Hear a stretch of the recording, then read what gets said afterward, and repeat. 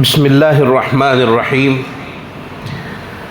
الحمد للہ رب العالمین الہ الاولین والآخرین والصلاة والسلام علی اشرف الانبیاء والمرسلین سیدنا و مولانا محمد بن عبد اللہ الامین وعلی آلہ وصحبہ اجمعین وعلى كل من دعا بدعوته واستنى بسنته واهتدى بهديه إلى يوم الدين أما بعد فقد قال الله تبارك وتعالى في شأن حبيبه إن الله وملائكته يصلون على النبي يا أيها الذين آمنوا صلوا عليه وسلموا تسليما اللهم صل على سيدنا محمد وعلى آل سيدنا ومولانا محمد وبارك وسلم جزا الله عنا نبينا محمدا صلى الله عليه وسلم بما هو أهله اللهم صل على سيدنا محمد في أول وأوسط وآخر كلامنا. بزرگوں، بھائیوں، دوستوں، عزیزوں، حضور اکرم صلی اللہ تعالی علیہ وسلم کی ایک حدیث سے گفتگو کا آغاز کرتے ہیں اور اللہ تعالیٰ سے دعا کرتے ہیں کہ حق تعالیٰ شانہ مفید اور کام کی باتیں کہنے کی توفیق عطا فرمائے. نبی اکرم صلی اللہ علیہ وسلم نے یہ ارشاد فرمایا ہے کہ اللہ رب العزت نے جب جنت کو تیار کیا، جنت تیار ہو چکی ہے، یہ ہمارا عقیدہ ہے اہل السنت والجماعت کا، جنت تیار ہو چکی ہے، جہنم بھی تیار ہو چکی ہے. جس وقت اللہ تعالیٰ نے جنت کو تیار کیا تو جبرائیل امین کو بلایا اور بلا کر کہا جبرائیل جنت تیار ہو چکی ہے، جاؤ دیکھ کر آؤ جنت کیسی ہے، آ کر مجھے بیان کرو. جبرائیل امین دیکھنے کے لیے گئے اور جب مشاہدہ کر کے اور معائنہ کر کے آئے اللہ تعالیٰ کے سامنے کہنے لگے اللہ بڑی جاندار، بڑی شاندار اور بہت بہترین جنت آپ نے بنائی ہے، آپ کے حکم سے تیار ہوئی ہے، اور اتنی بہترین جنت ہے کہ جس بندے کو پتہ چلے گا کہ جنت ایسی ہے کوئی اس میں آئے بغیر رہ نہیں پائے گا، ہر شخص یہ تمنا کرے گا کہ وہ جنت میں آ جائے. اللہ رب العزت نے پھر حکم فرمایا جبرائیل جاؤ واپس دیکھ کر آؤ. تو اب جب جبرائیل دوبارہ جنت کو دیکھنے کے لیے گئے ہیں تو اب جنت کا پورا نقشہ بدلا ہوا تھا، اس پر مختلف قسم کے پردے پڑے ہوئے تھے اور مختلف قسم کی صعوبتیں، بڑی تکلیفیں ظاہر کرنے والے پردے اس کے اوپر نظر آ رہے تھے. واپس آئے جبرائیل امین کہ اللہ اس پر تو بڑے کٹھن پردے میں دیکھ کر آیا. جنت پر کون سے پردے پڑے ہوئے ہیں؟ یہ پردہ پڑا ہوا ہے کہ سردیوں کی رات ہے اور فجر کی اذان کا وقت ہو چکا، آواز آ رہی ہے، رات لمبی ہے، آنکھ کھل گئی ہے، آواز آ رہی ہے الصلاۃ خیر من النوم، نماز نیند سے بہتر ہے، اور اس وقت اپنے بستر کو چھوڑ کر کھڑے ہونا ہے. پانی ٹھنڈا ہے پھر بھی وضو کرنا ہے اور مشقت کے ساتھ اپنے گھر سے نکل کر سردی کا احساس کرتے ہوئے مسجد تک پہنچنا ہے. مرضیات کے خلاف کام کرنا ہے اس دنیا میں. اللہ کا حکم آ جائے کہ یہ کرو اور وہ ہم کرنے کے لیے تیار ہو جائیں اور طبیعت اس کے اوپر آمادہ نہیں ہو رہی ہے. ان ساری چیزوں کے پردے جنت کے اوپر پڑے ہوئے ہیں، جس کو آپ اس طریقے سے سمجھ سکتے ہیں کہ ہم نے مشقت اٹھا کر فجر کی نماز میں حاضری دی، گویا ایک پردہ ہم نے ہٹایا، جنت کے اوپر پڑے ہوئے پردہ ہم نے ایک کو ہٹایا. بازار میں نکلے، نسوانیت بکھری پڑی ہے اور حسن کا ایک بازار گرم ہے اور اللہ کا حکم آ گیا وَقُلْ لِلْمُؤْمِنِينَ يَغُضُّوا مِنْ أَبْصَارِهِمْ وَيَحْفَظُوا فُرُوجَهُمْ، اپنی نظروں کو نیچا کر لو، نامحرم کی طرف مت دیکھو. اور ہم نے مشقت برداشت کرتے ہوئے اپنی نظر کو جھکا لیا، ایک اور پردے کو ہم نے ہٹا دیا. اللہ کا حکم آیا 1 سال تمہارے مال پر ختم ہو چکا ہے، زکوٰۃ ادا کرو. طبیعت نہیں چاہ رہی تھی، لیکن اللہ آپ کا حکم آ گیا، ہم نے زکوٰۃ ادا کر دی، مشقت کا ایک اور پردہ ہم نے ہٹایا، اللہ کا حکم آیا تم صاحب استطاعت ہو، حج تمہارے اوپر فرض ہو چکا ہے، نہیں ادا کرو گے، حج کرنے نہیں جاؤ گے تو خطرہ ہے یہودیت کے ساتھ موت آئے گی، نصرانی ہو کر مرنا پڑے گا۔ ہم نے حج ادا کر لیا، ایک پردہ اور ہم نے ہٹایا۔ یہ پردے ہٹاتے ہٹاتے ہم زندگی اگر گزارتے رہے، آخری قدم جہاں ہمارا موت کے وقت پڑے گا وہ انشاءاللہ جنت کی دہلیز پر ہوگا۔ ان پردوں کو ہٹاتے ہٹاتے اگر زندگی گزارتے رہے تو پھر جنت آسان۔ پھر اللہ رب العزت نے جہنم کو تیار کیا، اس کے عذاب کو تیار کیا۔ کیا کیا چیزیں اللہ نے جہنم میں تیار کی ہے۔ جہنم کے اژدہے اتنے خطرناک ہیں کہ سرکار دو عالم صلی اللہ علیہ وسلم فرماتے ہیں ایک اژدہا جہنم کا اس زمین پر ایک مرتبہ پھونک مار دے قیامت تک گھاس نہیں نکلے گا کبھی، وہ مسلط کر دیے جائیں گے۔ تو بڑا خطرناک عذاب، آگ، جس کے بارے میں سرکار دو عالم صلی اللہ علیہ وسلم نے صحابہ کرام رضوان اللہ تعالی علیہ مجمعین کے سامنے یہ بات بیان فرمائی، اے میرے صحابہ، یہ دنیا جس میں آگ جلائی جاتی ہے اس سے 70 گنا زیادہ گرم آگ اللہ تعالیٰ نے جہنم میں تیار کی ہے۔ جہنم بڑی خطرناک جگہ، جبرائیل امین دیکھ کر آئے اور اللہ کے سامنے کہہ رہے ہیں اللہ میں جہنم دیکھ کر آیا۔ کوئی بندہ اس میں جانے کی چاہت نہیں کرے گا، کبھی ارادہ نہیں کرے گا کہ جہنم کا رخ کرے۔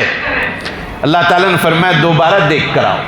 اب جب دیکھنے کے لیے گئے تو جہنم کا منظر بدل چکا تھا، اس کے اوپر رنگ برنگی پردے پڑے ہوئے تھے، منقش پردے پڑے ہوئے تھے، دل کو کھینچنے والے پردے پڑے ہوئے تھے، جس کو آپ اس طریقے سے سمجھیے بد نظری بہت اچھی لگتی ہے، بد نظری کا پردہ جہنم کے اوپر پڑا ہوا ہے۔ کسی کو ستانا ہمیں طبیعت مچل اٹھتی ہے، فلاں کو میں نے بیوقوف بنا دیا، فلاں کی میں نے ٹانگ کھینچی، فلاں کو میں نے ستایا، فلاں ایک نیک کام میں نکل رہا تھا میں نے اس کو واپس کر لیا، ہمیں بڑا اچھا لگتا ہے۔ یہ منقش پردہ جہنم کے اوپر پڑا ہوا ہے، اور اس کو آپ اس طریقے سے سمجھیے کہ ہم جن گناہوں میں پڑتے ہیں، ایک گناہ کیا ہم نے، ایک پردہ جہنم کا ہٹا، دوسرا گناہ کیا، دوسرا ہٹا، نماز چھوڑی، ایک پردہ جہنم کا ہٹ گیا۔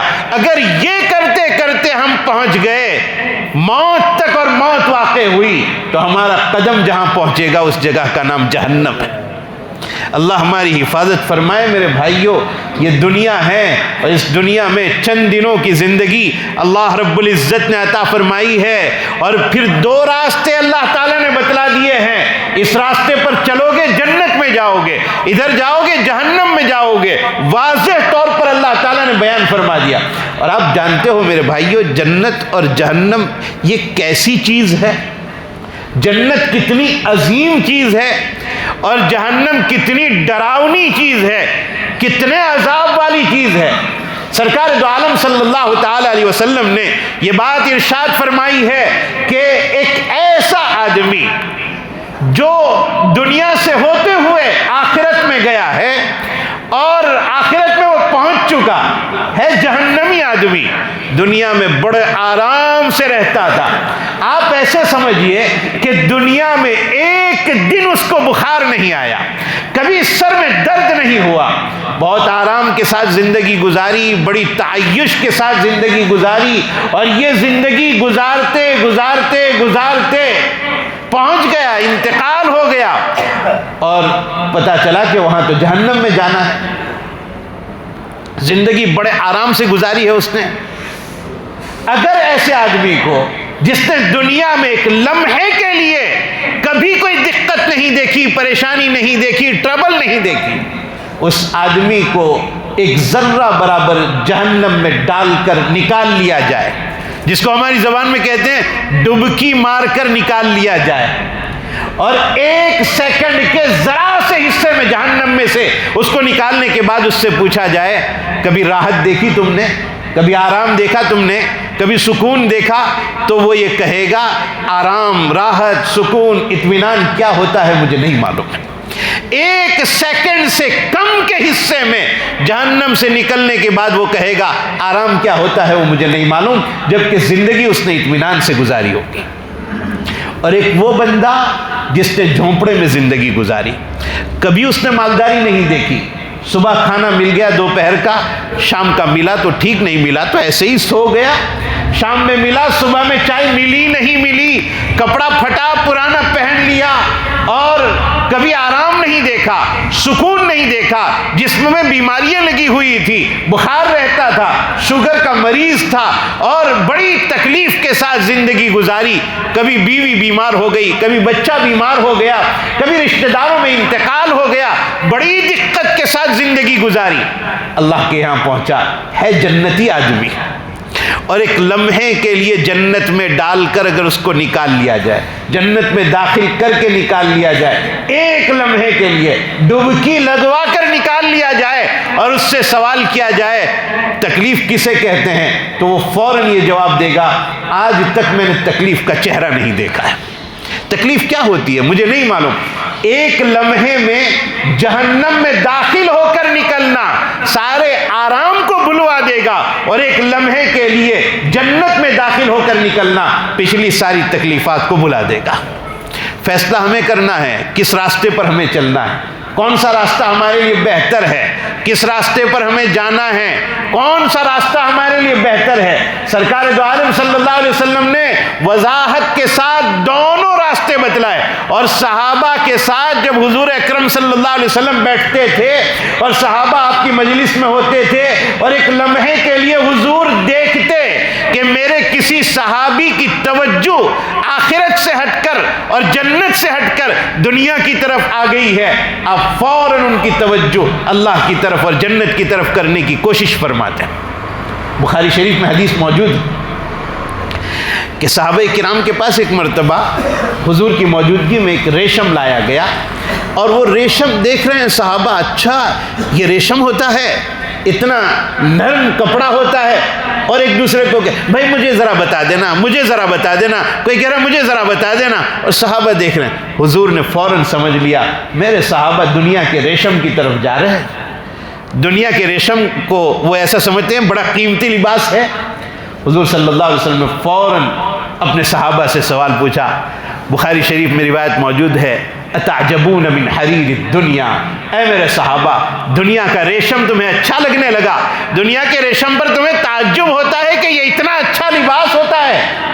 آگے فرمایا حضور نے لمنادیل سعد فی الجنت خیر من حریر الدنیا، دنیا کے ریشم کے مقابلے میں میرا صحابی حضرت سعد قیامت میں جب اللہ انہیں جنت میں پہنچا دیں گے، اور سعد کے امامے کی بات حضور نہیں کر رہے ہیں، جنت میں کون سا سر پہ کپڑا ہوگا یہ نہیں کہہ رہے ہیں، جنت میں ان کے کرتے اور پاجامے کی بات نہیں کر رہے ہیں، میرے آقا نے فرمایا میرے سعد کے ہاتھ میں جو رومال جنت میں ہوگا۔ دنیا میں رومال کی کیا حیثیت ہوتی ہے، آج تو ٹیشو پیپر آ گیا جس کو استعمال کیا اور پھینک دیتے ہیں، اس کی کوئی حیثیت نہیں، اور جو کپڑے کا رومال ہوتا ہے وہ بھی معمولی کپڑے کا ہوتا ہے۔ حضور فرماتے ہیں اے میرے صحابہ سعد کے ہاتھ میں جو رومال ہوگا وہ دنیا کے ریشم سے افضل ہوگا۔ اندازہ لگا سکتے ہیں کہ جب رومال دنیا کے ریشم سے افضل ہوگا تو وہاں کے لباس کا کیا عالم ہوگا۔ حضور فوراً توجہ دلوا دیتے تھے اپنے صحابہ کو کہ یہ جنت ہے، اللہ کی بنائی ہوئی جنت ہے، اور وہ انتظار کرتی ہے، لیکن میرے بھائیوں یہ بھول نہ جائیں الا ان سلعۃ اللہ لغالیہ، اللہ کی بنائی ہوئی جنت مہنگی ہے، وہ مفت میں اللہ جسے دے دے وہ اللہ کی مرضی کی بات ہے، لیکن یہ کہ اس کے لیے پاپڑ بیلنے پڑیں گے، محنت کرنی پڑے گی، مشقت اٹھانی پڑے گی، اور اس راستے پر چلنا پڑے گا جس راستے پر چل کر اللہ جنت تک پہنچائیں گے۔ اس کی بنیادی شرط جنت میں جانے کے لیے بہت بنیادی شرط، بالکل بنیادی شرط، پہلی شرط ایمان کا ہونا۔ آپ اگر فارن کے سفر پر جا رہے ہو اور ایئرپورٹ پر پہنچ گئے، اور ایئرپورٹ پر جیسے ہی آپ اندر انٹر ہو رہے ہیں ایک آدمی وہاں کھڑا ہے، لاؤ پاسپورٹ بتلاؤ، ٹکٹ بتلاؤ، اور آپ نے اپنا بیگ جو چھوٹا سا ہوتا ہے جس میں پاسپورٹ ٹکٹ وغیرہ رکھا ہے اس کو ٹٹولا، اندر پاسپورٹ موجود نہیں ہے. آپ نے فوراً گھر پر فون کیا، پتہ چلا آپ پاسپورٹ بھول کر گئے. ہو سکتا ہے فلائٹ مس ہو جائے اور دوسرا فلائٹ لینا پڑے، پاسپورٹ منگوانی پڑے، لیکن راستہ ہو جائے گا، خرچہ ہو جائے گا، راستہ ہو جائے گا. لیکن قبر میں اگر ہم اس حالت میں پہنچ گئے کہ ہمارے پاس ایمان نہیں ہے تو وہاں سفر ہمارا کینسل، جنت کا راستہ ختم، اب سیدھے جیل خانے میں جہنم کے راستے پر جانا پڑے گا. یہ بنیاد ہے ایمان، لا الہ الا اللہ. مسلم شریف کی حدیث ہے، جس کے سینے میں رائی کے دانے کے برابر ایمان ہوگا اللہ اس کو کبھی نہ کبھی جنت نصیب فرمائیں گے. وہ ہمیشہ جہنم میں نہیں رہے گا، کبھی نہ کبھی اللہ تعالیٰ اس کو جنت میں پہنچا دیں گے. لیکن شرط ہے ایمان لے کر آئے. اور اس کی بڑی ویلیو ہے جس نے لا الہ الا اللہ پڑھ لیا دل کے ساتھ، دل کی گہرائی کے ساتھ. ہمارے سامنے آیا کوئی آدمی کہتا ہے لا الہ الا اللہ محمد الرسول اللہ، وہ کہہ رہے ہیں میں نے قبول کر لیا اللہ کے علاوہ کوئی معبود نہیں ہے، محمد صلی اللہ علیہ وسلم اللہ کے آخری نبی ہے، تسلیم کر لیا، وہ مسلمان ہو گیا. اسامہ ابن زید رضی اللہ تعالیٰ عنہ کی ایک روایت مسلم شریف میں ہے کہ حضرت نبی کریم صلی اللہ علیہ وسلم کے سامنے آ کر اسامہ ابن زید یہ کہہ رہے ہیں اللہ کے نبی صلی اللہ علیہ وسلم میں میدان جنگ میں تھا اور ایک شخص میرے سامنے آ گیا، میں نے اس کے اوپر تلوار اٹھائی اور وہ کہنے لگا میرے تلوار کے ڈر سے لا الہ الا اللہ محمد الرسول اللہ. حضور نے فرمایا پھر کیا کیا؟ کہا قتلتہ، میں نے اس کو مار ڈالا، وہ تو میرے ڈر کی وجہ سے پڑھ رہا تھا. حضور فرما رہے ہیں اقتلتہ بعد ان قال لا الہ الا اللہ، لا الہ الا اللہ کہنے کے بعد تم نے اسے قتل کر دیا، جبکہ وہ کلمہ پڑھ رہا ہے تم نے اسے قتل کر دیا. حضرت وہ تو میرے ڈر کی وجہ سے پڑھ رہا تھا.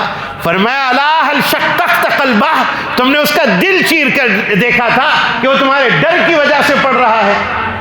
اے اسامہ قیامت میں جب وہ بندہ اللہ کے سامنے لا الہ الا اللہ لے کر حاضر ہوگا تم کیا جواب دو گے؟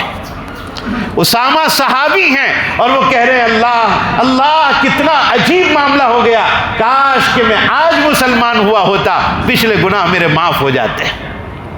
میرے بھائیوں یہ لا الہ الا اللہ کی ویلیو ہے، لیکن اس کو لے کر جائیں گے تو اللہ جنت دیں گے، ورنہ جنت نصیب نہیں ہوگی. بغیر ایمان کے کوئی جنت میں نہیں جائے گا. مسلم شریف میں ایک آدمی کا ذکر ہے ابن جدعان، اور یہ بڑا سخی آدمی تھا. صاحب البدایہ والنہایہ نے ذکر کیا ہے بڑا سخی آدمی، لیکن یہ بچپن میں بڑا اوباش قسم کا آدمی تھا اور بڑا بدنام تھا، اور اتنا بدنام ہو چکا تھا جوانی کی طرف بڑھتے ہوئے کہ اس نے ارادہ کر لیا کہ اب خودکشی کر کے مر جانا. ابن جدعان جوان ہو چکا اور لوگوں کو پریشان کرتا تھا، لوگ اس سے تنگ آ چکے تھے، اور وہ بھی یہ سمجھنے لگا کہ میں بڑا برا آدمی ہوں، کیوں نہ میں خودکشی کر لوں، سوسائڈ کر لوں، اپنے آپ کو ہلاک کر دوں. چنانچہ وہ پہاڑ کی طرف گیا اپنے آپ کو ہلاک کرنے کے ارادے سے. راستے میں پہاڑی علاقوں سے گزر رہا تھا، ایک غار کے اوپر نظر پڑی اور غار کے اندر گیا تو وہاں سونے اور جواہرات رکھے ہوئے تھے. ابن جرہم کے جو بڑے لوگ مر گئے تھے ان کی قبریں وہاں بنی ہوئی تھی، اور ان کی قبر پر جو لکھے گئے تھے نام وہ تختیاں سونے کی تھی. اور ابن جرہم جب ہار چکے تو اپنا سارا سونا وہاں چھوڑ کر چلے گئے تھے. بڑا مال اس کو مل گیا، اور پھر وہ اس غار کے اوپر نشان بنا کر تھوڑا سا مال لے کر آ گیا. اب وہ بار بار وہاں سے مال لا رہا ہے، لوگوں میں سخاوت کر رہا ہے. اس کی سخاوت عام ہو چکی اور اب لوگوں میں اس کی برائی نہیں ہے، لوگ اس کی تعریف کر رہے ہیں. بڑا صلہ رحمی کرنے والا، لوگوں کو جوڑنے والا، لوگوں کو کھلانے والا. یہاں تک کہ صاحب بدایہ و نہایہ نے لکھا ہے ایک بڑا سا پیالہ اس کے پاس تھا، ہمیشہ اس میں کھانا رہتا تھا، جو بھی آدمی آتا پہلے اس کو کھانا کھلاتا تھا. بڑا کام کیا اس نے. حضور صلی اللہ علیہ وسلم سے ایک مرتبہ ام المؤمنین حضرت عائشہ رضی اللہ تعالیٰ عنہ نے پوچھا، یہ بات مسلم شریف میں لکھی ہوئی ہے کہ حضرت ابن جدعان بڑا صلہ رحمی کرنے والا، بڑا لوگوں کو کھلانے والا پلانے والا، کیا قیامت میں جنت میں جائے گا؟ حضور نے فرمایا نہیں جائے گا. اس لیے کہ اس نے ایک مرتبہ بھی اللہ تعالیٰ سے یہ نہیں کہا رب اغفر لی خطیئتی یوم الدین، اے اللہ قیامت میں میرے گناہ معاف کر دینا۔ اس نے اللہ کو اللہ مانا نہیں، وہ مسلمان نہیں ہوا، اللہ اس کی بخشش نہیں فرمائیں گے۔ بغیر ایمان چاہے دنیا میں کتنا اچھا کام کیا ہو، اللہ دنیا میں بدلہ دے دیں گے، آخرت میں اس کے لیے سوائے جہنم کے کوئی راستہ نہیں جو بغیر ایمان کے جائے۔ اس لیے جنت میں جانے کی پہلی شرط یہ ہے کہ آدمی ایمان کے ساتھ جائے۔ اور میرے بھائیوں، چند دنوں کی یہ زندگی ہے، ختم ہو جائے، جہاں کوئی خیر کا کام مل جائے کر گزرو۔ دو جملے بہت کام کے ہیں، خدا کرے کہ وہ مجھے بھی عمل کی توفیق ہو جائے، آپ کو بھی ہو جائے۔ دو جملے ہمیشہ یاد رکھنا، کوئی نیکی کا کام مل جائے اسے مستحب سمجھ کر کہ چھوٹا کام سمجھ کر کبھی مت چھوڑنا، ہو سکتا ہے اسی پر اللہ ہماری بخشش فرما دے۔ نمبر 2، چھوٹے سے چھوٹا گناہ ہو یہ سمجھ کر کہ یہ صغیرہ ہے کبھی مت کرنا، ہو سکتا ہے اس کے اوپر پکڑ ہو جائے۔ اللہ ہماری حفاظت فرمائے میرے بھائی۔ جہاں خیر کا کام ملے، جہاں خیر تلاش کرتے رہو، جہاں خیر کا کام ملے کر گزرو، کر گزرو۔ ہمارے آپ کے سامنے کوئی ایسا آدمی جو کسی مدرسے کے کلیکشن کے لیے آیا ہے، آپ نے دیکھا، جو ہو سکتا ہے دے دو۔ میں ایک حدیث سنا کر اپنی بات کو ختم کرتا ہوں۔ خیر کے کام میں کیا ملتا ہے؟ حضرات ملائکہ نے ایک مرتبہ اللہ تعالیٰ سے سوال کیا، اللہ آپ کی زمین، آپ کا بنایا ہوا آسمان، ان ساری چیزوں کو جب ہم نے دیکھا تو پہاڑ سب سے زیادہ مضبوط ہے، کیا پہاڑ سے زیادہ کوئی مضبوط چیز ہے؟ تو فرمایا فرشتوں کے سامنے اللہ تعالیٰ نے کہ ہے پہاڑ سے زیادہ مضبوط۔ کون سی چیز؟ کہا لوہا۔ لوہا پہاڑ کو کاٹ دیتا ہے۔ کہا اچھا تو لوہا سب سے زیادہ مضبوط؟ کہا نہیں، آگ اس سے زیادہ مضبوط ہے۔ لوہا آگ میں رکھو، آگ اس کو جلائے گی، موم بنا دے گی۔ تو کہا پھر آگ سب سے زیادہ مضبوط؟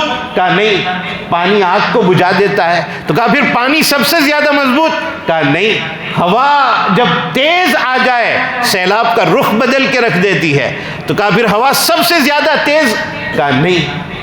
اللہ نے فرمایا سب سے زیادہ مضبوط چیز ابن آدم کی اولاد میں اور آپ اپنے جیب میں ہاتھ ڈالے، 1 روپے کا سکہ نکالے، حضرت اللہ تعالیٰ فرماتے ہیں ابن آدم میں سے کوئی، آدم کی اولاد میں سے کوئی 1 روپیہ میرے راستے میں اس طرح خرچ کرے کہ داہنے ہاتھ سے دے اور بائیں ہاتھ کو پتہ نہ چلے، فرمایا ان ساری چیزوں سے یہ 1 سکہ زیادہ مضبوط ہے۔ میں نے بہت غور کیا اس حدیث پر، تو اللہ تعالیٰ نے ایک بات ذہن میں ڈالی کہ پہاڑ سے زیادہ مضبوط 1 روپے کا سکہ جو اللہ کے راستے میں دیا جائے، لوہے سے زیادہ مضبوط، آگ سے زیادہ مضبوط، پانی سے زیادہ مضبوط، ہوا سے زیادہ مضبوط، آخر کیا وجہ ہے؟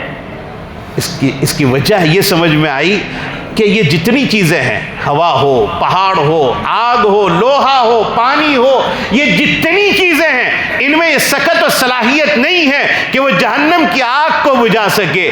1 روپے کا سکہ جو اللہ کے راستے میں دیا ہو اللہ کو راضی کرنے کے لیے، اس میں یہ ہمت ہے کہ وہ جہنم سے ہم کو دور کرے گا، جہنم کی آگ کو ہمارے لیے ہلکا کر دے گا۔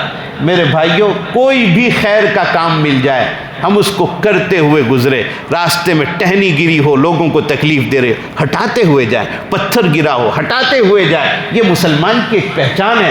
بہرحال آج کی بات کا خلاصہ یہ ہوا کہ اللہ تعالیٰ نے 2 راستے بتلا دیے ہیں، ایک جنت کا راستہ، ایک جہنم کا راستہ، اور دنیا میں ہمیں اختیار لے کر بھیجا ہے، تمہیں جو کرنا ہے کرو، آخرت میں فیصلہ ہوگا۔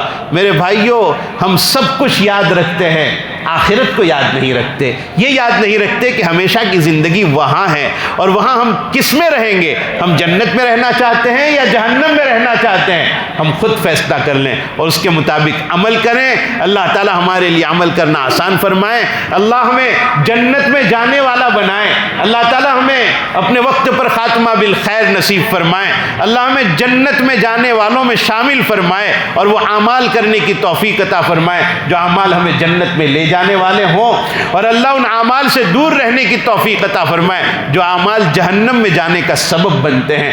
اللہ تعالی ہمارے مل بیٹھنے کو قبول فرمائے۔ این دعا ازمن و از جملہ جہاں آمین بعد، وآخر دعوانا ان الحمد للہ رب العالمین۔